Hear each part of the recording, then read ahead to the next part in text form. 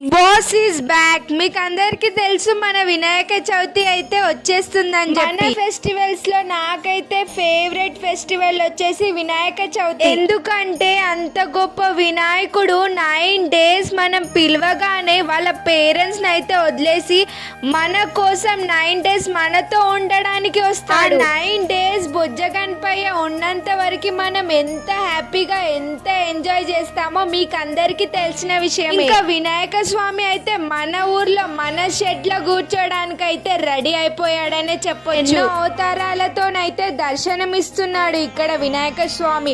ఎంత కలర్ఫుల్ గా అంటే అంత కలర్ఫుల్ గా ఉన్నాడు. అందరైతే బుకింగ్ ప్రాసెస్ అయితే స్టార్ట్ చేశారు. మీరు కూడా తొందరగా వెళ్ళి వినాయకుడిని బుక్ చేసుకోండి.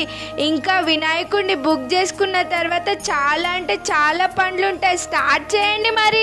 సర్లే నాకు అర్థమైందిలే, ఫోన్సే కదా చేస్తున్నారు. తొందరగా మీ ఫ్రెండ్స్ కి ఫోన్ చేయండి, బుకింగ్ చేసుకోవడానికి వెళ్ళండి తొందరగా. ఇంకెందుకు లేట్? ముందే తెలుసు మీ అందరి ఫేవరెట్ ఫెస్టివల్ కూడా వినాయక చవితి. ఇంకా డౌట్? ఇంకేంది డౌట్?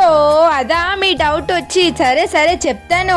ఈ వినాయకుడు సేలింగ్ వచ్చేసి ఎక్కడ అని మీకు కావాలంటే కామెంట్ సెక్షన్ లో కామెంట్ చేయండి.